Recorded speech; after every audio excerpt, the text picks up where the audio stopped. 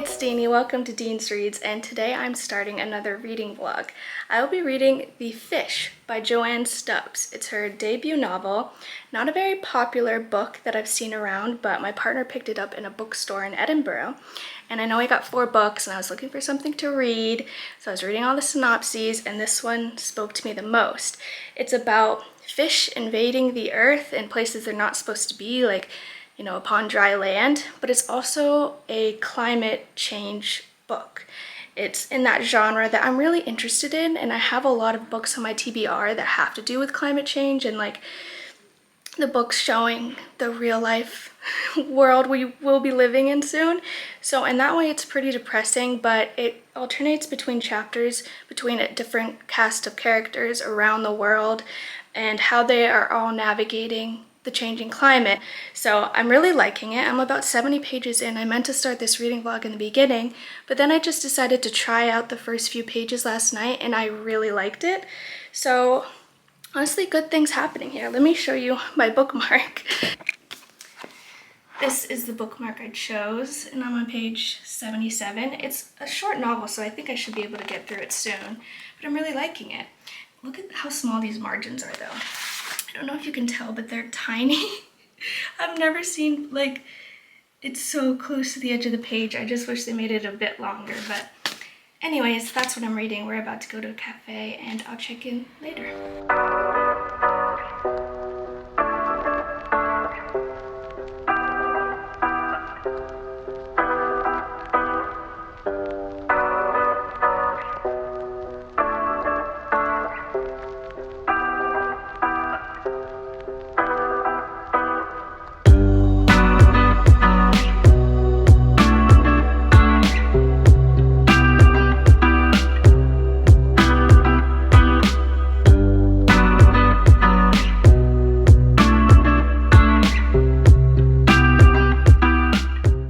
I would switch it up and do an update on the roof, so I made it to page 100 in The Fish. I'm still really liking it.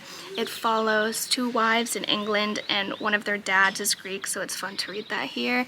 And then there's 2 teenage boys in New Zealand, a married couple, a straight married couple in Malaysia, and they're originally from the US, and it's interesting because that wife is a missionary in Malaysia, so it's interesting to read about the role of religion and God and hope in climate change.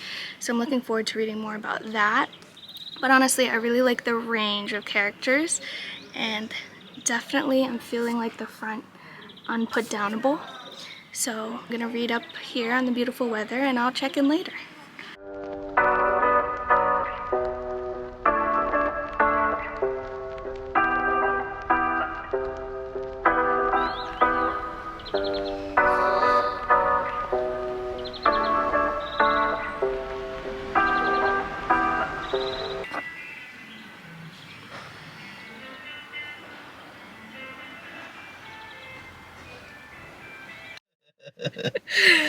Another day, another cafe. So here we go.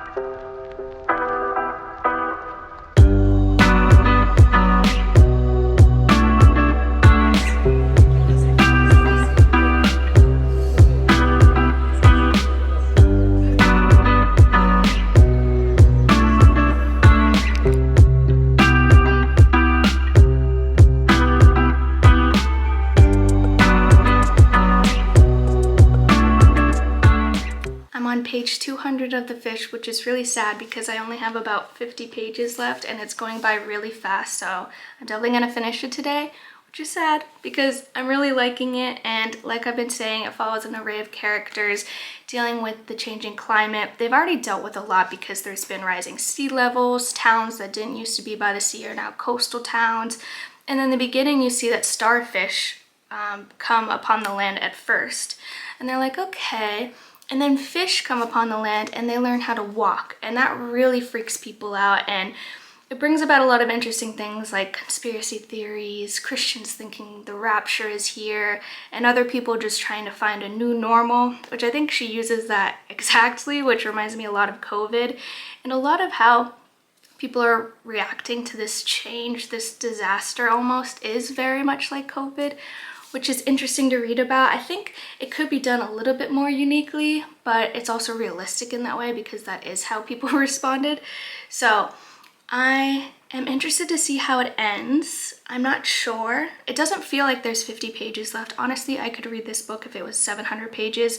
I think the characters are so different from each other and there's a lot of meat there to write about, especially the couples, because there's some conflict there because there's a worrier and the not worrier, so they're not really finding relatability with each other, which is interesting to read about.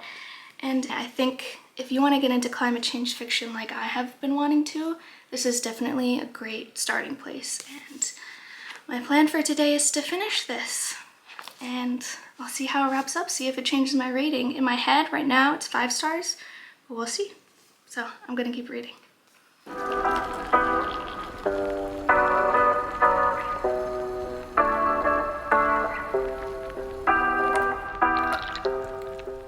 Good morning, it's the next day and I finished The Fish last night, sadly, but I did rate it 5 stars, which I knew I would, but I wanted to see how the ending would shape out.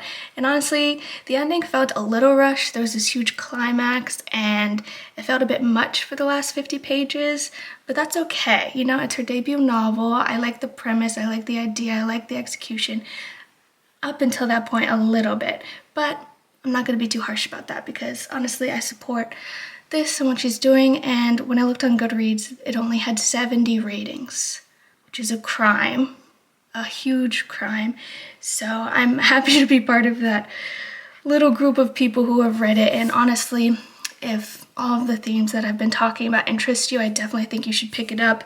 It's about 250 pages, it reads really fast, and it's just such a great topic and interesting thing to read about.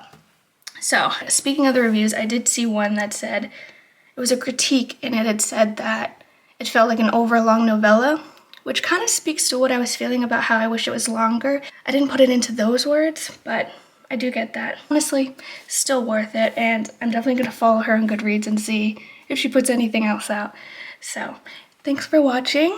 I hope you pick this up as well and subscribe for more because I will be doing a reading vlog of Circe in the Greek mountains in a few days, which is really exciting. So if you want to see that, subscribe and stick around, and I'll see you later. Bye.